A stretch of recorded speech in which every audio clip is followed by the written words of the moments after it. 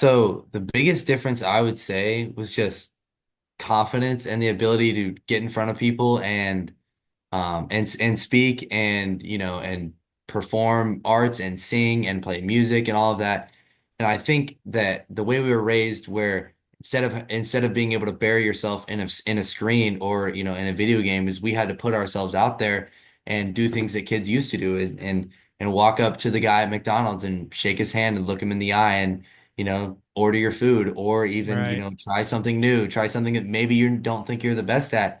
And so I think that just all of those things just having to do with music, with sports, which is with just interaction in everyday life, is that built the confidence to then be able to go on and make the speech in front of the whole school, or do the sing the solo in the choir and all that. And I think that's a thing that a lot of kids, our generation, are lacking, is it's kind of like you were saying, is oh, I'm so scared. And Right. and because and it's like they don't even know what they're scared of. Like when you ask them, like, oh, what are you scared of? They probably wouldn't know. And so I think and confidence just is, that was all learned. That was all um, you know, given by, my parents gave us opportunities to go, hey, go learn how to be confident.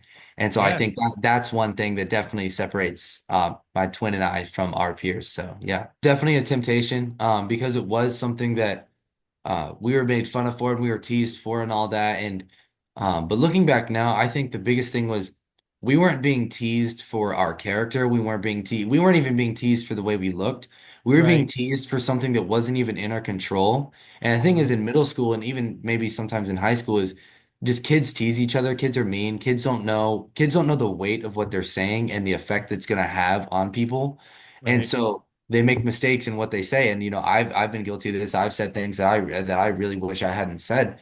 And so I think that, but the fact that Andrew and I were only pretty much teased off of that shows they didn't really have a whole lot of ammunition, because we were confident, because we did things, because we applied ourselves in everything we did. And so I remember even having friends where they were like, here, I can give you like this phone to even like help you have a social media account, and then you'd be cool. And I was like, yeah, that sounds great. But I think the way what made me not do that, and what made me resist that temptation, was that our parents had done a really good job at building the relationship. Not just that, that we're your parents and we tell you what to do, but it's like it's out of love, and Yeah. it's love and trust that we know what's best for you.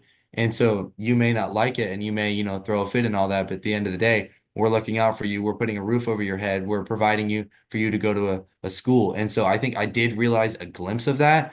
And so I think I was like, okay, well, as miserable as I may seem, quote unquote, miserable as I may seem now, I know that there's a little inkling of me that, okay, maybe this actually will be good for me. So I think that was the biggest thing why I was able to resist that and not, you know, go on another account. Because I've heard stories of kids that, their parents weren't able to do it, and then they go on another account on the friends and get in all sorts of trouble and everything. And Right. I'm comfortable enough in my own skin to where I can try something that I'm maybe not the best at. And that's the thing, is kids are so scared to, well, I'm not good at that, so I'm not going to try, because what do other people think of me? And I think people have always been worried about what others think of them, but you learned how to kind of get over and realize that it really doesn't matter, and that most people are more worried about themselves than they are probably about you. And so that's just kind of, that was what, my mom would always kind of say. She was like, there's too many people that are mirror gazing, that they're not going to notice that, your hair was goofy that day, and nobody's going to remember either.